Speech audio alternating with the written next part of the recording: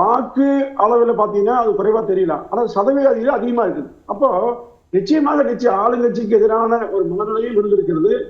அதே சமயத்துல வாக்களிப்புடைய அந்த வேகமும் கூடியிருக்கிறது. எஸ்ஐஆரும் காரணமாக இருக்குது. இது பல காரணம் சொல்லும். இதில் யாரு வாய்ப்பு வெற்றி தோல்வி என்று பேச வேண்டிய அவசியம் இல்லை. அடுத்த மாதம் 4ஆம் தேதி விடை தெரிய போகுது. ஆனா பொதுவாக வாக்களிப்பவர்கள் எண்ணிக்கை கூடுவது மகிழ்ச்சியா. இன்னுமே 100% வாக்குகள் பதிவானால் அது யாரு வென்றாலும் பரவாயில்ல, பதிவானால் நிச்சயமாக ஜனநாயகத்துக்கு நல்லது. இன்னுமே எஞ்சிய 15% வாக்காளர்கள் வாக்களிக்கணும்னு சொன்னா அதை கூட நாம் அரசு ரீதியாக நிச்சயமா கட்டாயப்படுத்தி வாக்களிப்பது கட்டாயம் என்கிற நிலையை உருவாக்கினால் மிகவும் நல்லது. ஏன்னா 5 ஆண்டுகளுக்கு ஒரு முறை நம் நாட்டை யார் நம்மை ஆளுநர்களுக்காக தேர்வு செய்யக்கூடிய ஜனநாயக மதிப்புமிக்க உரிமை. இந்த உரிமையை பல பேர் காலகாலமா பயன்படுத்தாமே தவிர்க்காங்க. இந்த தவிர்ப்பை நாம் தவிர்க்க வேண்டும். நிச்சயமாக வருகின்ற காலகட்டங்களில் இன்னும் கூடுதலாக வாக்களிக்க வேண்டும். இதுல அரசியல் ரீதியா போக வேண்டிய அவசியமே இல்லை. ஏன்னா எல்லாமே முடிஞ்சது.